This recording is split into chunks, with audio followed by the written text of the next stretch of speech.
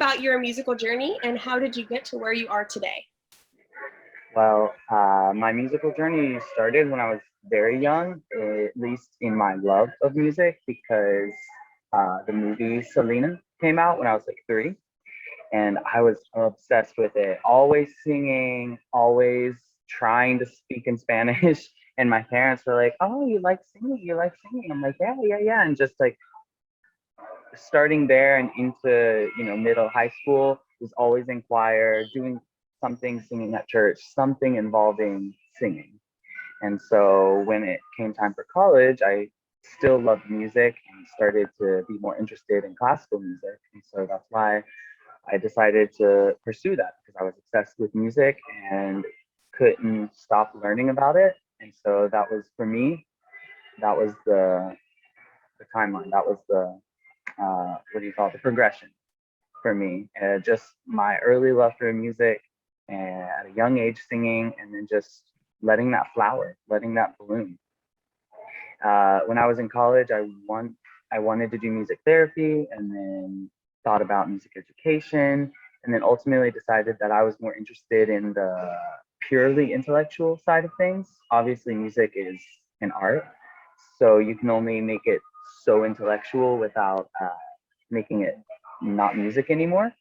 But because I was more interested in the intellectual aspects of it, I did decide to pursue music theory in my master's. And I had a great time. It was very difficult and it was very challenging, but I loved everything I was learning. And I'm not going to pursue a doctorate in it just because I decided for me that it wasn't the right step for me. But I do still obviously love music, and I still teach piano lessons and voice lessons. So it's still a big part of my life. But after the master's, I was definitely a little bit burnt out. And since then, I've just been taking a break. I could possibly get a doctorate in the future, but I'm still very young. And in fact, it's a little bit abnormal for young people like me in their mid 20s to be getting doctorates in theory. So it could happen in the future, but not at the moment. So why music and what does music mean to you? For me, music is the biggest meaning for music for me in pretty much every style that I've listened to and been a part of, is that it's a connection of the physical world to the emotional world, because music is kind of in between. You can't hold on to music. I mean, you can hold on to sheet music, but a piece of paper isn't music. It's not until you put it into the air, put the vibrations of the sound into the air, that it becomes music. And so, because of that kind of in between area of where it lives, it's kind of in between the physical and the emotional, and it helps us to access those emotional parts of us. So, for me, music is a way of exploring the emotional world in a way that is just impossible in really any other art form. You can definitely get to emotions in other art forms, but not in the same way. Music is special. That leads very well into our next one. So why is diversity important in music education and music in general? Well, there's such a variety of music in the world. I mean, my music education, my formal music education, was primarily Western music. There were options, very few, but present options, something like ethnomusicology or world music types of courses.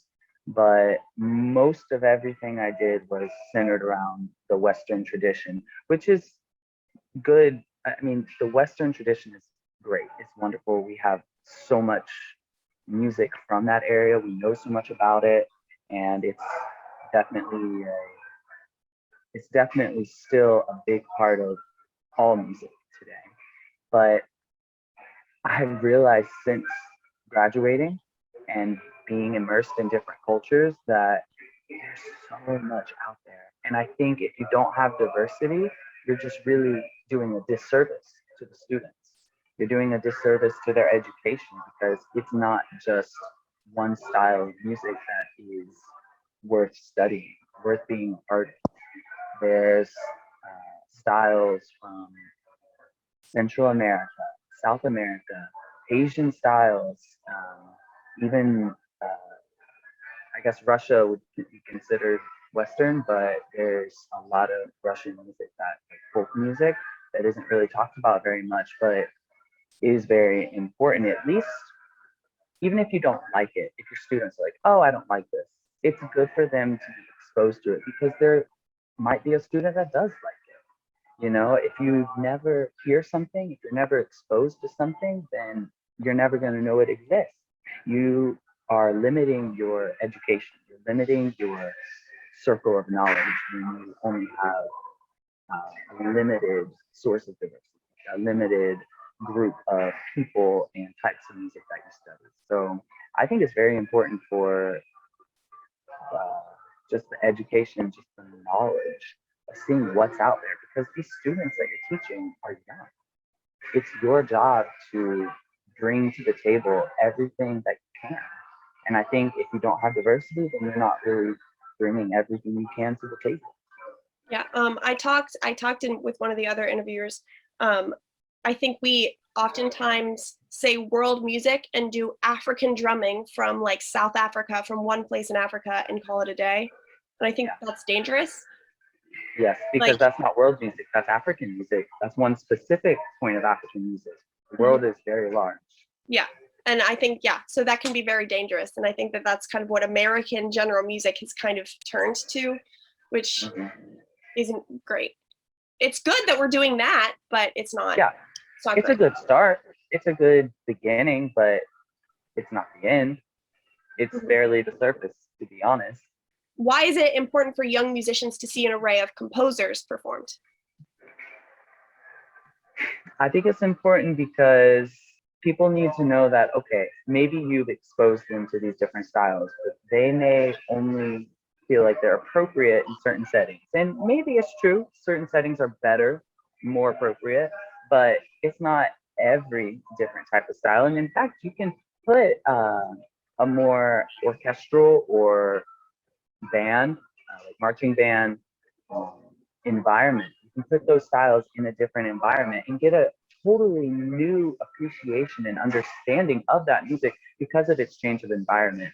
I'm not saying that it should be forgotten, its original context, but it's still good to put it in. It's still beneficial to put it in a different style because it lets people see that music isn't just one thing. It's not something that has to be experienced in one way. It can be experienced in different ways, and there's value in finding those other avenues of understanding for that music. So not only that, but you you know your students are likely not to all have the same cultural background. So it's good for them because they get to see that maybe they're represented in something different. Maybe you're a student that is not from America, or maybe their parents aren't from America. Maybe they are getting feeling left out, feeling excluded by only studying this certain style of music and only performing this certain style, and it helps for their feeling better part of the group. Not to mention the fact that when you play a different style of music, you're playing in a different manner. The techniques you use are going to be different. The method of delivery, I guess, is also a technique. It's going to be different. And it's only going to help those students because it's going to increase their variety. It's going to increase their skills of the different types of things you can play. If you can only play Mozart and Beethoven, well, there's not so much. I mean, that's great, but it would help you in the future if you could play something different. Maybe like you said, like African drumming, or if you know how to play in the style of bachata or salsa or something from Central America. There could be an opportunity for you. Maybe people are looking for performers that can play these different styles. If you never experienced playing those different styles, then that's an opportunity that's not going to be easy for you to take hold of. And I would even take that further than, so like the students in the classroom, they might not be seeing people that look like them. Like I know in my case, like female composers is rare. for your case, programming LGBTQ plus composers is rare, or we're programming them and not talking about their differences or not talking about their backgrounds. We're just one of the other interviewers said Tchaikovsky. We're programming Tchaikovsky, but we're not talking about how he was openly killed for maybe being gay. Like things like that. Like I think that that's another important like kind of twist to it, that it could be a white male composer, but we're not talking about maybe what are the hardships that he had, what made him different, that our students may be facing themselves. Placing the music in its historical context, in the composer's context of life, is extremely important for that. Because, like you said, if you just start programming this variety of composers, that's great. But if you're not talking about where they're coming from and the experiences they had, you're missing something. So when choosing repertoire for a full concert, how can contrasts of diverse composers, backgrounds, and styles to the experience influence the audience and things like that in terms of the concert as a whole, programming different kinds of music for the audience to hear? Well, the audience can get a lot of similar benefits that the performers do when it comes to representation, seeing people that look like them, seeing people that may have a unique background or a similar background, and seeing that those types of people can also make it to a point where their music is programmed in a professional setting or any sort of concert setting. And so I think it's a lot of similar benefits. An additional benefit is that we live in an age where people are bored very easily. And I think if you only have one style, it just doesn't lend to more audience enjoyment. And also it doesn't lend very well to the numbers that are going to be present in your concert. So you'll have bigger audiences, more excited audiences, more engaged audiences. And that's just more people to have this variety of music in their ears. So I think it's super important for the audience. And I think as educators, we have the added bonus that we're not only educating the kids in front of us, but we're educating the community around us. Absolutely. So yeah, so like in my case, I'm teaching in a school that has a lot of like Latina students in it. Mm-hmm. So I think people often get in the white male composer side of things, and we're not, we can talk about it with the kids in our classroom, but we can also kind of outreach into the community and make some changes in that way too, which is exciting that we have that spotlight to be able to do that. And if those people, like you said, you have a lot of Latino, Hispanic people in your classes, if music that more represents them is present, then more people in the community are going to want to come and listen and be a part of that. I know in Central American countries, music is a huge part of their life, and it's very engaging. There's like every style, it seems, has a specific dance associated with it. People go and they dance. They are part of music.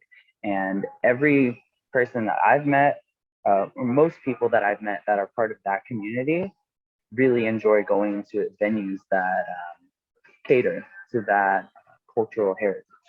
And so if you have part of that heritage in your programming, that's only going to increase community involvement. If you could tell educators in the US to change or add one thing to their music education curricula having to do with diversity, what would it be? Well, we already touched on adding historical context to these diverse programs, these hypothetically diverse programs. And I think that would be the thing I change, is just making sure that the history and the background of these composers is added in there. And I think a lot of times people look at concert music, performance music in the settings that we're familiar with as just being a totally different kind of music than they hear in their day-to-day life. And that's true. It is a totally different kind of music, but there's more connection than people might realize. And so I'm not teaching, and I don't plan on teaching in the public school setting, but when I was planning on it and was pulling my curriculum together, it definitely had an emphasis on the lineage of how classical music, how show tunes, how folk music from various regions have morphed into the popular music of today. And I think that will help. I think that helps kids because, like I said, it's very sectional. Like this is classical performance band music, and this is popular music, and they're different, but not so different. There was a connection. It's not like popular music just sprung out of nowhere. It's evolved immensely from where it started with the Beatles and early show tunes that crossed over into the mainstream. It's progressed greatly from there, and then of course the Africa Bambaataa and the rise of hip hop has had a huge impact. But people forget those influences, and I think it will only increase their appreciation and understanding of the music that they're performing in the concert setting. Mm-hmm. Jazz is a big one too. Jazz too, exactly. What are your thoughts on cancel culture and not programming a piece or composer due to a social injustice issue? I think that has to happen on a case-by-case basis. Look at what exactly the issue was, how severe was it, how long ago was it. I know it's maybe an old topic, but people all the time when I was studying in university would bring up the fact that, oh, Wagner was every single interview I've done, Wagner has been brought up on that question. It's the biggest, it's a hot topic, but I think like that, it's what did they bring to the table? Is it worth not programming? Is it worth programming? In how long ago was it? Is it really gonna have a negative effect on people? Most people that I've talked to, it's not that they don't like Wagner because of his views. It's the question of whether or not it should be programmed. And I think if no one really has too much of a problem with it anymore, then obviously recognize that problem, acknowledge the problem in the music with the students, if you want to, with the audience as well, in program notes, because I think that is important for people to know. But if it's not a problem that many people are having, then I don't see a problem with programming music. Regardless, if you are going to program music that has a composer with some sort of social justice issue surrounding it, I think you should acknowledge it. I don't think you should hide it, because that seems sneaky. It seems strange. I don't like the idea of hiding something. I think you should be open about it. In fact, it can be a good thing, because it can open doors to conversations that you may not have had otherwise. So if you just decide not to program these composers because of these issues, then maybe you're missing out on an important conversation about the issue, whether it's related to music or not. Yeah, and I think that conversation with the students is important. I think people assume that the students aren't able to have those conversations or shouldn't have those conversations.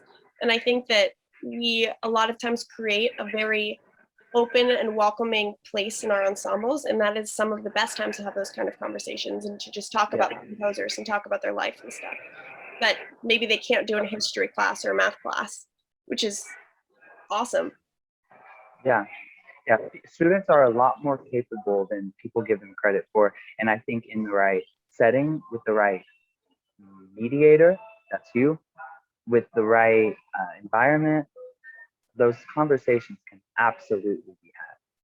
Like anybody, professionals carry their own prejudices. How can professionals reflect on their own biases to be sure that they're providing healthy supports for the youth that they work with? Well, every person is different and will have a different set of beliefs, prejudice, biases. And so just doing that, reflecting on that, taking the time for introspection and asking yourself, am I giving these students everything they need? Am I treating these students as individuals and not as groups? Because every student is an individual. You can't just look at them or look at maybe where they come from, their specific background, and then know everything about them and know exactly what they need, because every student is different. Every person has a different set of needs. And so I think if you're directing your education in an individualized way as much as you can, and reflecting and thinking about how you're doing that, then I think that's enough. But professionals sometimes have a hard time putting their ego to the side and listening to the kids that are in front of them, and just being able to have those conversations with the students that they're actually working with, and allowing them to kind of move and push their own education instead of making it all about the band director and making it, make it about your kids. Well, we covered quite a bit. So when it comes to last thoughts, I think it's about the kids. It's about giving them all that you can, not giving them the textbook. That's not all you can give them because there's so much more than that. There's so much more in the world than that. In the past few years since I graduated, I've been a part of a number of different types of people, and I've really enjoyed learning from them. I've learned a lot about music just by being around different cultures and learning not in an academic way, but from an experiential way. And I think that if we can add more experiential learning, if that makes sense, um, to our students, then that's just another way for them to have a better education because that's what it's about. It's about giving them all you can. This is high school. You know, if they want to go and study classical music in college, they can go study classical music in college and they can learn quite a bit. They will learn quite a bit there. But right now, it's about opening their minds to what's out there so that when they go to college and spend all this money and spend all this time practicing their instruments, they can have a better understanding of what's there so that they can go into the field, into the style of music that they actually really enjoy and not just the one that was presented to